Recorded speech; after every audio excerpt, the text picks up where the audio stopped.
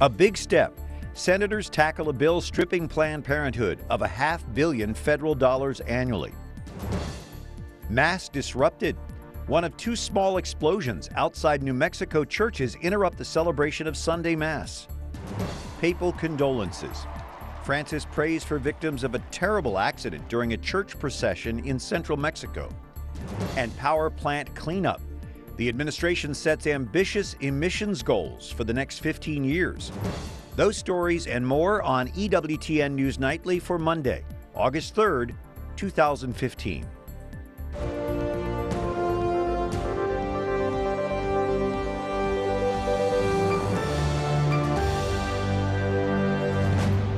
Good evening from Washington. Thanks for joining us tonight. I'm Brian Patrick with your news now.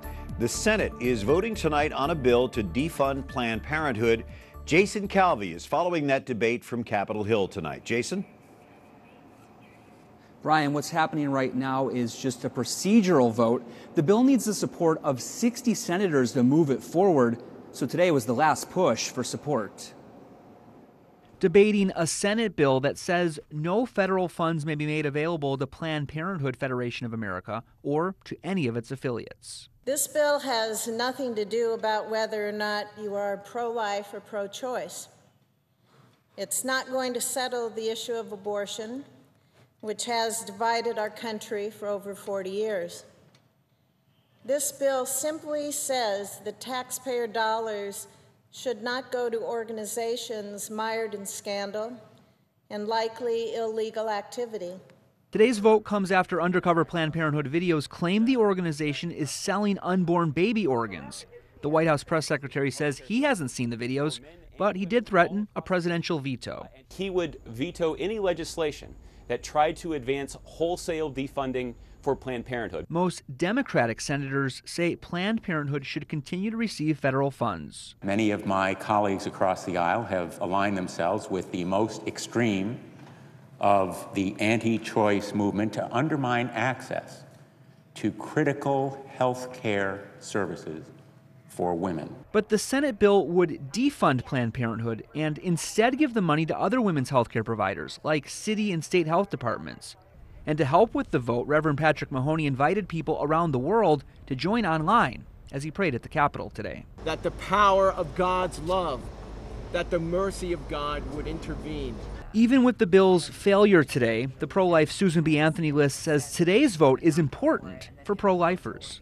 This is truly atrocious, what is going on in these abortion clinics across the country. And if we can't get some of these legislators on board with defunding now, we need to know. We've got to get them on record so that we can take action in the next election. Brian, while most Democrats oppose defunding Planned Parenthood and most Republicans support it, we've been keeping our eye on a small number of moderates of both parties. Now, over in the House, they have a similar bill that would defund Planned Parenthood, but right now they're on their August recess. Brian? Jason Calvi on Capitol Hill. Thank you, Jason. Sarah Torre is policy analyst with the Heritage Foundation. What do you think of the Senate's approach that redirects those funds from Planned Parenthood to providers that aren't actively aborting babies? This is a really good response to what are really disturbing undercover videos that have come out in the past few weeks. Planned Parenthood claims to support women's health, and yet over the past 10 years, they've actually decreased cancer screenings by 50%, all the while increasing the number of abortions they've performed. In the last year alone, they performed over 320,000 abortions, all the while receiving over $500 million in taxpayer funding. This isn't an organization that deserves the hard-earned dollars of American taxpayers. The House has launched investigations. What else can Congress do beyond that? This is also a really good response. Congress owes it to the taxpayers who have bankrolled the bottom line of Planned Parenthood to get to the bottom of whether or not they flouted common sense laws. The House, like the Senate, should consider defunding Planned Parenthood, ending federal funding to this organization that has allegedly, harvested and sold body parts from aborted children. We heard the White House calling the videos fraudulent, basically relying on Planned Parenthood's information. What do you make of that? Look, in all of these videos, the full video has been released, and instead of exculpating the Planned Parenthood, this has actually only increased the reasons why Congress should defund this organization. The people that oppose this defunding say it could cause a health crisis in this country. Do you buy that?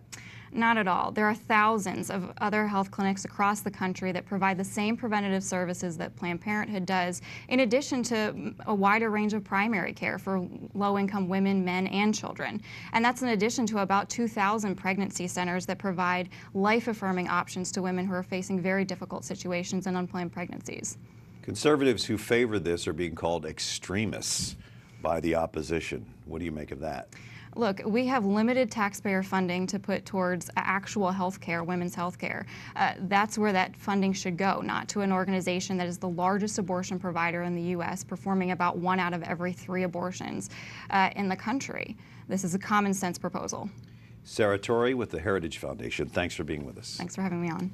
Catholic bishops in Colorado call for prayer and penance after seeing those undercover videos exposing Planned Parenthood. In a recent statement, the bishops ask all people of goodwill to pray that those involved in research and medicine will fix their sights on recognizing the sacredness of life and refrain from putting human life at the service of science. That statement continues, a society can only be considered socially just if it protects the most vulnerable among us. Friday, August 28th is declared a day of prayer and penance by the bishops.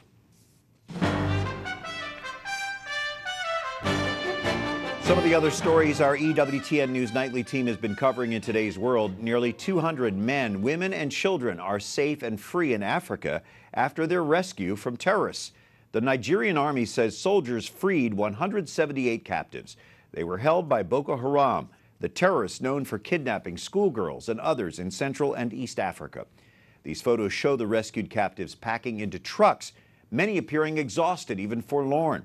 Nigerian army officers say they took a Boko Haram commander alive, and they are now questioning him.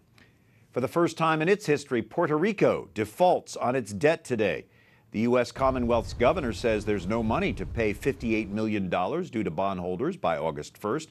Puerto Rico is buried in more than $70 billion in outstanding debt, and the problem is worsening. Puerto Rican leaders are asking Congress to give the territory the right to file for bankruptcy. Current federal law prohibits that. Jurors in the Colorado movie theater shooting trial take another step toward a death sentence today. They agree to send the sentencing of James Holmes to a third and final phase. The jury will then decide whether Holmes will be sentenced to death or life in prison. Holmes was found guilty of opening fire in a crowded movie theater in suburban Denver in 2012. 12 people died. His lawyers argue their client was mentally ill. Memphis police release a photo of the man wanted in the Saturday night shooting death of a police officer. It started as a routine traffic stop, but Officer Sean Bolton apparently interrupted a drug deal. Police say 29-year-old Tremaine Wilborn, seen here, struggled with Bolton, who was shot several times and later died. The driver of the car turned himself in, but the shooter is still at large. Shaken but not broken. That's the reaction after twin church explosions in New Mexico. Small bombs blew up outside 2 churches just a few miles apart. Catherine Szeltner is here now with more on Sunday's attacks. Brian, the blast happened outside a Catholic church and a Baptist church in Las Cruces. No one was injured. Tonight, investigators look for the motive and the people behind the attacks. This attack does not stop our lives. The day of rest became one of frenzy when an explosion went off outside Calvary Baptist Church early Sunday. 20 minutes later and less than 4 miles away, another blast erupted at Holy Cross Catholic Church during the height of Mass. I took the bread in my hands and I was saying, take and eat, this is and I was bending over saying, this is my body, when this large bang went off. And I could see the papers floating down. I didn't know what was going on, but I continued on. The pastor says if the burst came only 10 minutes later, parishioners would have been outside near the explosive. Police evacuated the church and sent in bomb-sniffing dogs late into the night. New Mexico's governor says the attacker failed if the intent was to create fear. Continue living and continue to visit your houses of worship. As always, remain vigilant as to your surroundings. All services for both churches were canceled after the explosion Sunday. The Las Cruces bishop affirms the attacks won't stop the faithful. 2,000 years, and we have seen violence against us at different parts of history. And it's precisely in those moments when the church has been persecuted that it's strengthened. Because of the timing, police believe the explosions are likely connected. Holy Cross's pastor tells EWTN parishioners continue to pray for protection. They hope those responsible for the explosions will be caught soon. Brian? It is indeed a time to pray. Thank you, Catherine. Well, Pope Francis offers prayers and condolences after a truck crash in central Mexico kills more than 24 pilgrims. The first funerals for the victims of Wednesday's crash were held today. 27 people were killed in the town of Mazapil after a truck lost its brakes, crashing into a procession of pilgrims. 43 people remain hospitalized tonight. The Vatican sent a telegram to that region's bishop saying the Holy Father is greatly saddened after learning of the accident. And Pope Francis says we all feel shame before going to confession, but that helps us to be open to God's forgiveness. Speaking to crowds braving Rome's August heat for a Sunday Angelus, Francis calls confession the sacrament of mercy. È vero che quando andiamo in confessionale, Francis saying it's true that when we go to the confessional, we feel a bit of embarrassment, and that happens to everyone, to all of us. He adds that this shame is also a grace that prepares us for the embrace of the Father who always forgives everything. And Pope Francis resumes his Wednesday general audiences this week. He did not hold them during July. 15 million people have joined the Pope for his public audiences since his election in 2013. That includes his Wednesday audience, the Sunday Angelus, and other special Vatican events. Now, during the coming Jubilee year, an extra public audience will be added each month on a Saturday. Coming up, 17 candidates jockey for position on the stage of the first debate of the young presidential campaign. And an airplane part many hope will solve the mystery of a missing jet arrives in France for analysis.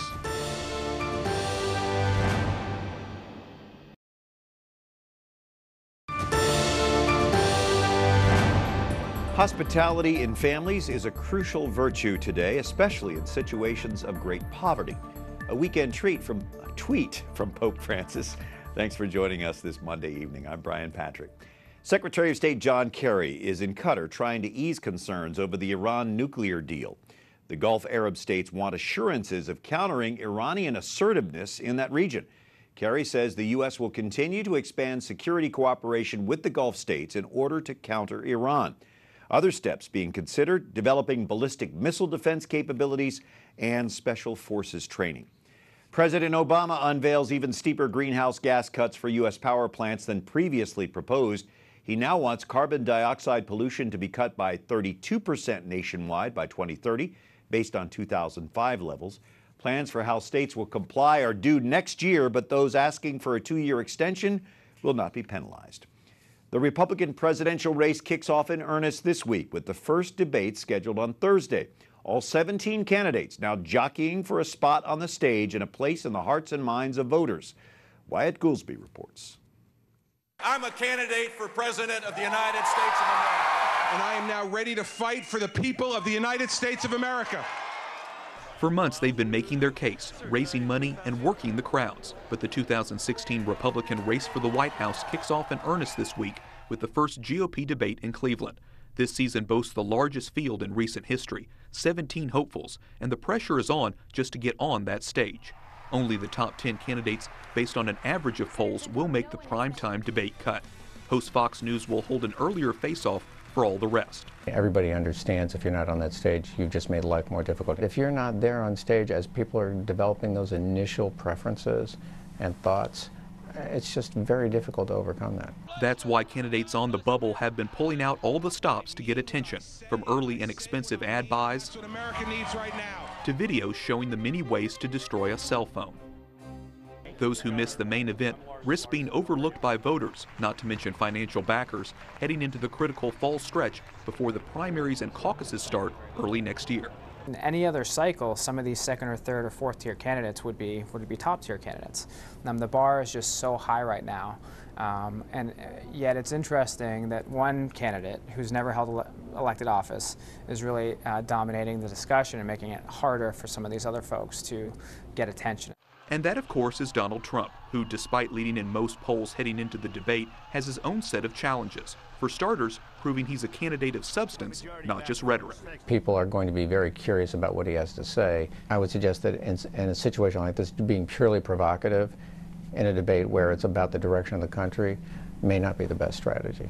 While the debate is certainly the week's main attraction, there will be a preview of sorts on tonight at St. Aslam College in New Hampshire. News organizations from the first 3 nominating states will host what they're calling a voters' first forum for all Republican candidates. While Trump has announced he won't be there, 14 other candidates say they will. Wyatt Goolsby, EWTN News Nightly. Thanks, Wyatt. And even before that debate begins, a little-known candidate is already crying foul. Former IRS Commissioner Mark Everson claims he's being unfairly excluded. He accuses Fox News, which airs Thursday's debate, of not setting objective standards for deciding who gets to participate. Everson plans to file a complaint with the Federal Elections Commission. Blaise Misztal is the Director of National Security Program at the Bipartisan Policy Center. How much will foreign policy experience enter into this race, do you think? Well, I think it will in 2 ways. One, retrospectively, candidates will be using foreign policy as a way to either criticize President Obama or align themselves with him, depending on which party they're running for. But I think more importantly, it's going to be a prospective issue. The world seems like an increasingly dangerous place. The Middle East is on fire. Russia is on the march. And that leads to uncertainty for voters. And they're going to be looking for a candidate that can reassure them that he can or she can bring order to the world and provide some measure of safety. A lot of concern over the Iran nuclear deal, certainly ISIS. How do you think the candidates should or will address those issues? Well, I think especially at the debate on Thursday night, we're going to see a race to see who can disavow the Iran nuclear deal the fastest and how quickly they'll get rid of it, whether it'll be on the first day in office, the first hour in office, or their first minute in office. But I think it also offers the candidates a chance to set themselves apart on substance. It's a very technical deal. Mastering all the elements of it is difficult, and a candidate that shows that he really understands why this is not a good deal would be able to show a level of expertise and experience that might set them apart. The terror threat, though, is really a concern to Americans, especially with these lone wolf attacks in the center of our nation. I don't think I've heard any of the candidates really take a stand or talk about a strategy on that. I think it's a difficult political issue because if you look at the polls, you see Americans wanting the U.S. to have a more muscular stance in combating ISIS and lowering the terror threat. But on the other hand, they don't want to commit the boots on the ground and the resources that might be required to do that. So balancing the need for security with the desire not to get engaged in the Middle East, it's a hard political spin to make. I'm going to ask you to step out. How would you grade this field? Who might emerge as leaders and who are the weakest in this bunch? Well, I think it's really interesting to see that you have a wide variety of candidates that have a lot of different experiences that they can tout. You have senators that have been engaged in the foreign policy debates here in Washington for a long time or have been trying to cut their teeth on them recently. You have leaders that have led states and international companies that can say, I have the executive experience, I know how to make decisions. So there's a wide variety of experiences to choose from. And then there's Donald Trump. And then there's Trump. All right. Blaise Misztal, thanks for joining us. My pleasure. Thanks for having me, Brian. Appreciate that comment. Extensive analysis of plane debris found on Reunion Island in the Indian Ocean is set to begin Wednesday in France. International investigators are also meeting in Paris. They're deciding how to proceed in analyzing that piece of debris. The now confirmed wing component of a Boeing 777 is in a laboratory near Toulouse. The disappearance of MH370 is one of the aviation's greatest mysteries. For the families of those who were on board, it remains an agonizing wait. Anger is growing for the families of Malaysian Airlines flight MH370, demanding this meeting with Chinese transport officials. You just say whatever you want, she says. More than 500 days on, they're tired of crying, tired of waiting that's not over, even if debris suspected to be from the missing plane offers new clues. Just that it is from MH370, but it doesn't mean anything more. It still cannot help you to find the plane, and it still cannot help you find the truth about what happens and why. Steve Wang hasn't spoken his mother's name since the day she and 238 others disappeared. Wang keeps her photo private, along with her last message, asking him to bring her coat to the airport. New evidence washing ashore on Reunion Island forces families to face a new wave of agony. I feel so sorry for my 2 grandsons. What have they done wrong? China's one-child policy allowed Zhang and her husband just one daughter, who was flying home with their only son-in-law. Not a minute has passed without me thinking of them. Zhang says she once tried getting information at the Malaysian Airlines office. Police detained her for 8 hours. More than 150 Chinese were on MH370. China's Communist Party discourages families from gathering and protesting as they did after the plane vanished. The assistance center in Beijing closed. Wang says the discovery of suspected debris doesn't bring closure. I think the only closure will come at the time when they find the plane and find everybody and find the truth. His biggest fear? The search will slow, the spotlight will fade, and the families of 239 people will be left as they are today, still waiting. Up next, furious wildfires force thousands from their Northern California homes. And a tasty ingredient to a blessed life, these contemplative nuns create heavenly cheesecakes.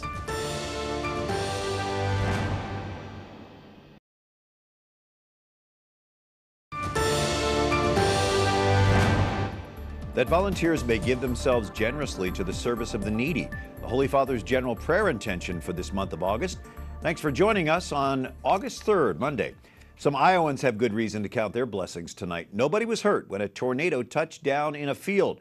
This video shows a cloud of dust and debris at the base of the twister as it moves across the ground. Meteorologists say it was part of a severe thunderstorm system moving through the center of the state. That storm produced some wind and hail damage, but again, no injuries. Wetter, cooler weather today helps crews battle a huge wildfire in Northern California, but there's still a long way to go. We're told the fire tripled in size over the weekend, generating winds and quickly spreading flames. 12,000 people have been forced out of the area by those flames since Friday. Well, along with their quiet lives of prayer, a community of Eastern Orthodox nuns in upstate New York bakes delicious cheesecakes. Kit Cross reports. The nuns of New Skeet start the morning with prayers. Afterward, they throw something else into the mix. The nuns make cheesecakes, hundreds of them. Chocolate, key lime, even Kahlua. Of course, they consider their desserts heavenly. We've tasted all of our competitors and find out that we like our own best. The sales help the handful of nuns sustain the contemplative life they've carved out for themselves in upstate New York. They can make 220 cheesecakes a day with help from a few hired workers. It started in the mid-70s with one nun baking for local restaurants. Today, they have a bustling online business. Some cheesecakes go to local stores where people pay $40 or more for the premium product. Good for holidays and, graduation parties this time of year. It's been going well. They have a couple of new flavors. The baking nuns are among many religious orders raising money through the sale of products ranging from jams to cards to fruitcake. A lot of people don't consider cheesecakes very religious, even though might make them think, heaven is 20 times better than eating this cheesecake, if that's possible. The nuns bake 1 or 2 days a week, depending on the season.